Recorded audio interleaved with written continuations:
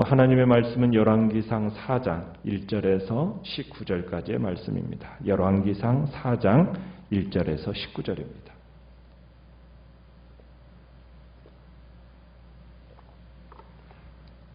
열왕기상 4장 1절입니다. 솔로몬 왕이 온 이스라엘의 왕이 되었고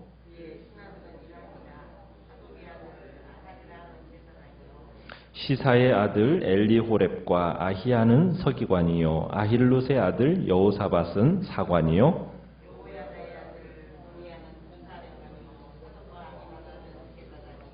나단의 아들 아사리야는 지방관장의 두령이요 나단의 아들 사붓은 제사장이니 왕의 벗이요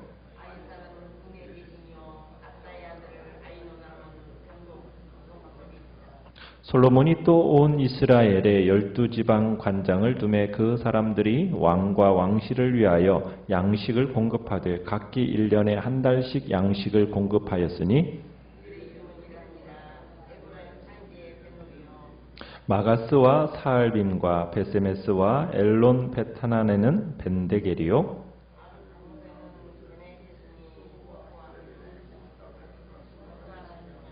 나밧 돌 높은 땅 온 지방에는 벤 아비나답이니 그는 솔로몬의 딸 다밧을 아내로 삼았으며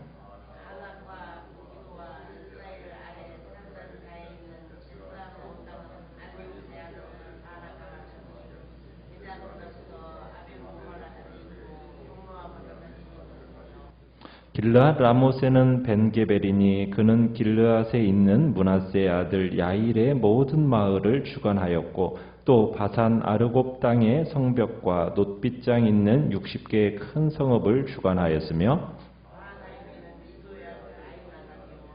납달리에는 아히마스이니 그는 솔로몬의 딸 바스맛을 아내로 삼았으며 이사갈에는 바루아의 아들 여호사밧이요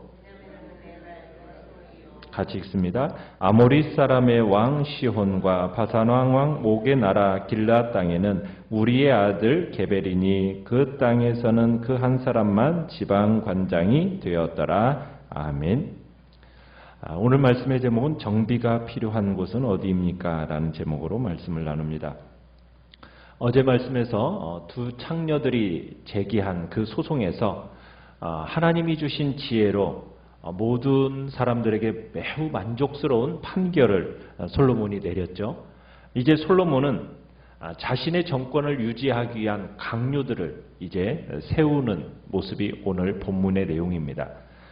솔로몬은 하나님이 주신 지혜를 사용해서 사람들을 세우게 되는데요.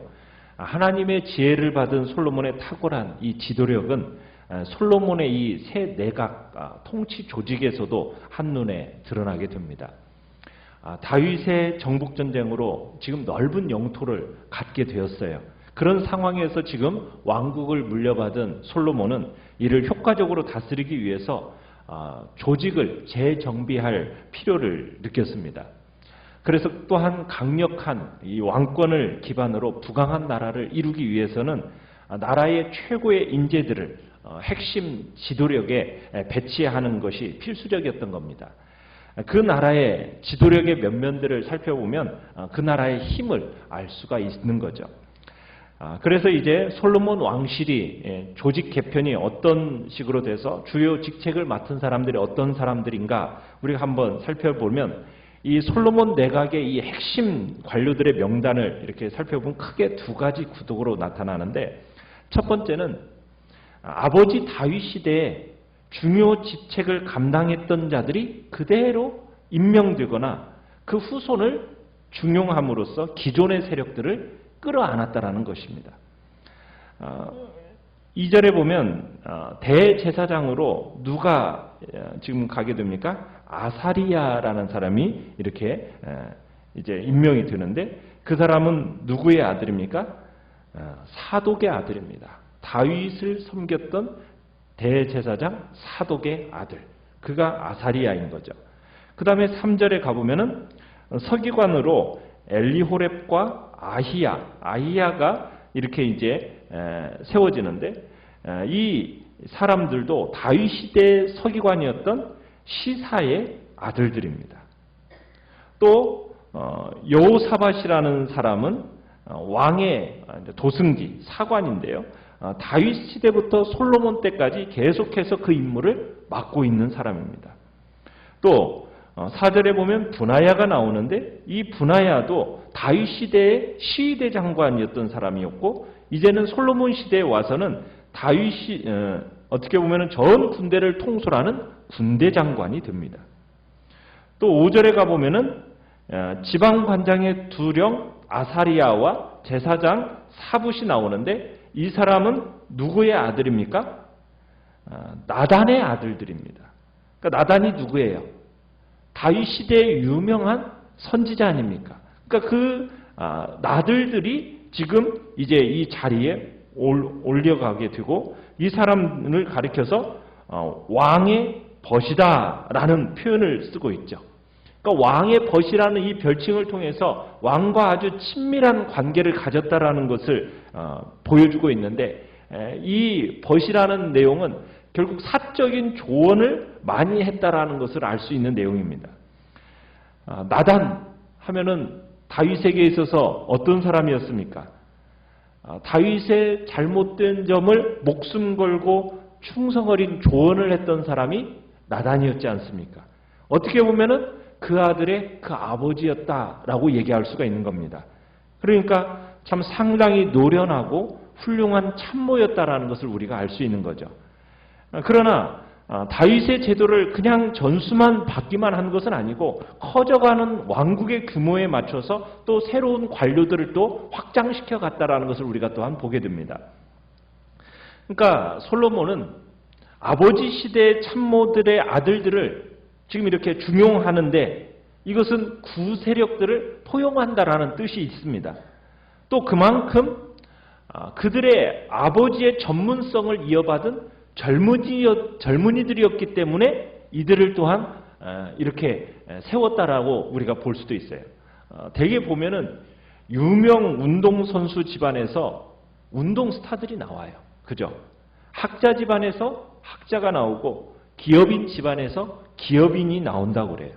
그러니까 어릴 때부터 이렇게 자라면서 그 가문에서 몸으로 익힌 습관, 또 문화적인 영향 이런 것들이 큰 건 거죠.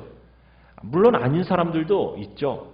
그렇지만 솔로몬도 아마 이 2세들을 눈여겨봤던 것 같아요. 그러면서 강요들을 발탁할 때 지금 이 면들을 생각하고 지금 그 아들들을 이렇게 세운 겁니다.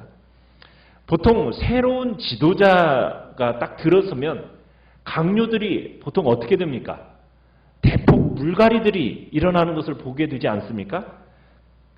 그런데 탁월한 지도자들은 진정한 어떻게 보면은 전문성이 요구되는 그 분야에서 자기와 정치 노선이 다르다고 해서 그냥 그 사람을 잘라버리는 것이 아니라 과감하게 기용하는 넉넉함을 보인다라는 겁니다. 그러니까 지금 솔로몬 같은 경우는 정말 과거에 있었던 사람들을 포용하는 그만큼 폭이 넓은 그러한 지도자로서 나타나고 있다는 것을 우리가 볼 수 있는 거죠. 그렇다고 해서 무조건 옛것만 그대로 끌어안는 것은 아닙니다. 강력한 중앙 집권 체제를 위해서는 새롭게 조직들을 신설해야 됐어요. 그래서 이 조직들을 효율적인 이 관리를 위해서 유능한 이제 새 인재들을 이제 많이 등용하게 되는데 6절에 보면은 국내 대신이라는 직책이 나옵니다. 이 아이살이 맡은 이 국내 대신이라는 직책은 다윗 시대에는 없었던 직책이에요. 그러니까 솔로몬 시대에 새로 생긴 자리입니다. 이 국내 대신이라는 자리는 뭐 하는 자리냐? 궁전 내의 재산 관리와 또 기타 행정적인 일들을 관리하는 자리로서 그만큼 왕궁의 규모가 확대되었다라는 것을 우리에게 보여주고 있는 겁니다.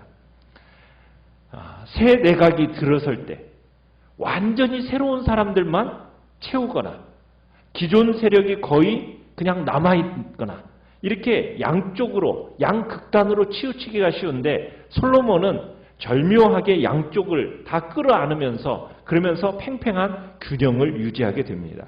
그러니까 솔로몬의 이 균형적인 지도력은 하나님의 지도력을 닮았다. 우리가 그렇게 볼 수 있는 거겠죠. 그러니까 하나님은 그분의 모든 사람들을 획일적으로 대하지 않으십니다. 각자의 특성, 각자의 능력, 재능 이것에 따라서 일을 맡겨주시는 분인데 또 한 사람에게만 모든 일들을 다 맡기는 게 아닙니다. 일을 골고루 나눠서 하나님께서 일들을 맡기셔요. 그러니까 새로운 인물도 과감히 쓰시지만 차분히 주님을 섬겨온 그 신앙의 선배들을 믿음의 귀감으로 또한 하나님은 그렇게 세우시는 거죠. 그래서 우리 모두에게도 각자 하나님이 맡겨주신 영적인 책임이 있고 자리가 있고 그러기에 남과 함부로 비교해서도 안 되고 그로 말미암아 우월감이나 열등감 이런 걸 느낄 필요도 없고 내게 맡겨주신 그 자리에서 최선을 다하면서 살아가면 되는 겁니다. 자, 그리고 우리가 한 가지 또 볼 것은 솔로몬의 이 고관들의 명단이 다윗의 고관들의 명단과 다른 점이 있어요. 다윗은 주로 전쟁을 했던 사람 아닙니까? 그래서 그의 이 고관들의 명단에서 제일 먼저 언급하는 사람이 누구였냐면 군사령관이었어요. 자, 그런데 다윗 시대를 보니까 다윗 시대에는 누가 제일 먼저 거론이 되고 있습니까? 2절에 보면 누가 제일 먼저 거론이 돼요? 제사장이 거론이 돼요. 제사장. 그러니까 성전을 짓고 평화를 누렸던 솔로몬은 대제사장을 그의 명단의 선두에 언급하고 있다는 점입니다. 그러니까 아버지 다윗 시대는 군대 장관을 가장 첫머리에 두고 그를 중시했다면 솔로몬은 대제사장을 첫머리에 두고 가장 중요하게 여겼다는 얘기죠. 이제 솔로몬은 신정국가 실현을 목표를 두고 이제 진행하고 있다는 걸 보여주고 있는 겁니다. 그리고 그의 목표는 성전을 건설함에 있다는 것을 또한 보여주고 있는 거죠. 아버지 다윗이 전쟁을 통해서 국가의 기반을 다지는데 노력을 했다면 솔로몬은 그 기반 위에 나라를 이제 여호와의 신앙 위에 굳게 세우는데 주력했던 왕이다. 우리가 이렇게 볼 수 있는 겁니다. 그만큼 이스라엘의 평화와 번영의 기초가 되는 겁니다. 7절부터 보시면은 이제 솔로몬이 전국을 행정구역을 몇으로 나누고 있습니까? 12로 나누고 있어요. 그리고 그 관할하는 12관장을 세우게 됩니다. 우리 한국말로 하면은 도지사를 세웠다는 얘기겠죠. 각 지방 장관들이 이제는 전체적으로 총괄하는 또한 책임자로서 또 한 사람을 세우게 되는데 그 사람은 아사리야라는 사람이 이제 그 일을 또한 맡게 됩니다. 자, 그런데 지방 장관들은 아마도 이제 각 도에서 재정을 주로 담당하면서 그 거둔 세대를 중앙으로 보내는 일을 했던 사람들이었던 것 같아요. 이 12관장의 관할 지역은 뭘로 근거로 해서 나누어졌겠습니까? 12지파, 그죠? 12지파가 차지한 그 지역을 근거로 나누어졌을 것입니다. 그러니까 이것 역시 솔로몬이 기존 시스템의 틀을 지나치게 파괴하지 않고 최대한 유지하려고 배려했다라는 것을 우리가 알 수 있는 겁니다. 자, 그러면서 이제 19절, 7절에부터 19절까지 각 지방을 관장하는 지방 장관들의 명단이 기록이 되어 있어요. 자, 그런데 이 장관들 중에 이 5명이 누구누구의 아들 이렇게 소개가 됩니다. 12절에 가보시면은 12절에 베스안 온 땅은 하면서 아힐룻의 아들 바나가 맡았다 이렇게 되어 있죠. 또 13절에 가보시면은 길르앗에 있는 므낫세의 아들 야일의 모든 마을을 주관하였다. 이제 그런 얘기가 있고 14절에 마하나임에는 누구의 아들이 맡았습니까? 이또의 아들 아히나답이 맡았고요. 16절에는요. 후세의 아들 바하나, 17절에는 바루의 아들 여호사밧, 18절에는 엘라의 아들 시므이, 그리고 19절 길르앗 땅에는 우리의 아들 게벨. 이렇게 하면서 지금 보면은 누구누구의 아들 이렇게 나오는 걸 보게 돼요. 그러니까 아버지가 굉장히 영향력 있는 인물이었다라는 걸 이야기를 하고 있는 거죠. 뭐 요즘은 뭐 본인만 똑똑하면 된다고들 이야기를 합니다. 그러나 그건 너무 극단적인 시각인 거죠. 집안에 올바른 신앙, 학문, 또 전통이 있는 지도력, 이런 배경들 또 무시할 수가 없다라는 겁니다. 시대가 우리는 과거사 청산이다라는 어떤 명분으로 인해서 자꾸 과거의 전통들을 파괴하려는 경향들이 있습니다. 그 경향은 반드시 문제가 생겨요. 물론 반성할 건 반성해야겠지만 제대로 된 과거의 경험과 실력까지 매장해버리고 가면 발전이 없는 거거든요. 그래서 한 인물을 평가할 때 그가 성장한 환경과 부모, 집안 이런 것들을 살피는 것이 필요하다는 것을 우리에게 보여주고 있는 겁니다. 자, 그러면서 7절을 다시 한번 보시면은 각 지방이 1년에 한 달씩 필요한 양식을 솔로몬에게 공급했다라고 얘기합니다. 그러니까 한 지역에다만 왕궁의 물자를 조달하는 것이 아닙니다. 한 지역에만 조달하게 되면 어떻게 돼요? 지나친 부담으로 불만이 나오기 쉽습니다. 또 한 지역에만 지나치게 의존하면 정치적인 부담을 안기가 쉬워요. 그러나 1년에 한 달씩 12관장에게 책임을 나눠줌으로써 불만, 또 특권의식, 이것을 동시에 잠재웠다라는 어떤 절묘한 통치 방식을 지금 솔로몬이 하고 있는 것을 보게 돼요. 그러니까 너무 익숙한 나머지 한 사람 한 부분에만 지나치게 의존하는 것. 이것은 부담과 함께 특권의식을 주는 경우가 많거든요. 그러니까 지도자는 그렇게 가는 게 아니다라는 거죠. 또 솔로몬의 이 통치 방식은 모든 것을 거둔 뒤에 총괄해서 배분하는 그런 형식을 취하지 않았어요. 이렇게 되면은 권력 집중 현상이 나타나서 자기만 배불리는 부작용을 낳을 수가 있거든요. 그러니까는 모든 지방에서 한꺼번에 내라. 그래가지고 그걸 한꺼번에 총괄해가지고 그걸로 배분해버리면 그러면은 사람이 어떻게 되냐면 이게 쌓아놓고 나중에는 그것으로 인해서 자기의 부를 치부하는 현상이 나타나는데 지금 이 지방자치도 어느 정도 인정하면서 필요한 양만 지금 솔로몬이 요구하고 있는 것을 보게 돼요. 그러니까 지금 솔로몬은 부를 독차지하려고 하지 않은 겁니다. 아마 이런 왕의 태도가 사회적인 전반적인 분위기를 이끌었을 거예요. 그러니까 하나님의 어떻게 보면은 나중에는 그런데 이제 솔로몬이 이제 변하게 되는데 나중에는 부를 쌓아놓고 이제 지내는 경향이 있는데 이때만 하더라도 하나님의 지혜로 쌓아놓는 것이 아니라 서로 필요한 양만큼만 요구하고 필요한 양만 이렇게 쓰도록 만드는 그런 모습이 솔로몬의 통치 속에서 나타났다는 얘기입니다. 그런 사회적인 전반적인 분위기를 이끌어갔던 것이 바로 솔로몬의 지혜로 나타났던 현상인데 이제 이 지혜가 나중에는 변질이 되어지죠. 참 안타까운 모습이에요. 오늘 우리는 우리의 삶에 있어서 정말 하나님 앞에서 새롭게 바뀌고 또 온전해지는 역사가 우리의 삶에 일어나야 됩니다. 내 안에 정비되어져야 될 부분이 무엇이 있는가? 주님께서 우리의 삶에 그 정비되어져야 될 부분들을 말끔하게 바꿔주시도록 때로는 좋지 않은 습관이 있으면 또 부정적인 생각, 불안정한 삶의 모든 영역들을 이 시간 또 성령의 능력으로 새롭게 변화시키는 은혜를 달라고 또한 이 시간 주님 앞에 기도하며 나가시길 바랍니다. 우리의 삶을 돌아보시고 또 주님 앞에서 또 정리되어지고 또 새롭게 되어질 부분들을 주님의 지혜로 정리하는 복된 은혜를 달라고 위해서 기도하시기 바랍니다.